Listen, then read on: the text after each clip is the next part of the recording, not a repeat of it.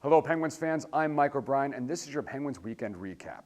Skating into their final weekend before the All-Star break, Wilkes-Barre Scranton was trying to shake off a stretch that had seen them drop 4 of their last 5 contests.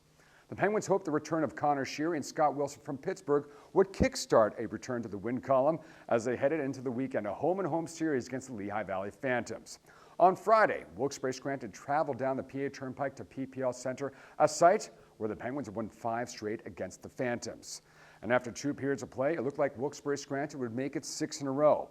After Tom Kostopoulos scored on the power play in the first period and a second period tally from Josh Archibald made it 2-0 for Wilkes-Barre Scranton heading into the third.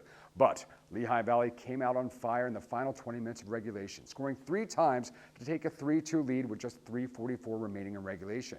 But the Penguins needed only 26 seconds to tie things up as Cale Morat swatted in a rebound to make it 3-3 and ultimately force overtime.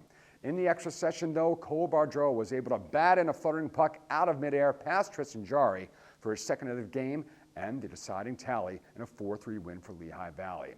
The Penguins look to return the favor the next night and in front of a sold-out crowd at Mohegan Sun Arena at Casey Plaza. But first, a special moment for those in attendance before the game action, as former Penguins defenseman John Slaney became the 4th member of the Wilkes-Barre Scranton Penguins Hall of Fame. In the game itself, plenty of scoring and plenty of penalties, and for a second consecutive night, Wilkes-Barre Scranton took the 1-0 lead in the first period, this time on a conversion on the man advantage by Will O'Neill. This night, the Phantoms didn't wait until the third period to rally back, however, with former Penguin Chris Connor leading a 3-goal outburst. Scott Wilson's 7th 2-goal game of the season helped keep Wilkes-Barre Scranton within striking distance, the ultimate game winner. Coming late in the second period was a controversial one for both the Penguins and the Phantoms. When a scrum between Tom Sestito and Tyrell Goulburn knocked down Penn's goalie Tristan Jarry, Pavel Podakin was able to sneak a shot through the pile and across the goal line. The goal stood and the Phantoms took a 5-3 decision to sweep the weekend. Despite the tough losses, Wilson and Sheary continued their strong output this season. Wilson leads the entire AHL with 22 goals this season, and Sheary was able to extend his assist streak to 8 games, the best in the entire AHL here in 2015-16.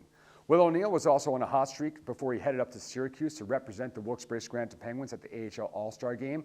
The 4th-year defenseman has 11 points in his last 11 games. After the All-Star break, the Wilkes-Barre Scranton Penguins will travel up to Springfield to face the Falcons for a coming back home for Pink in the Rink night against the Bridgeport Sound Tigers on Saturday night. For the Wilkes-Barre Scranton Penguins, this has been your Penguins Weekend Recap. I'm Mike O'Brien.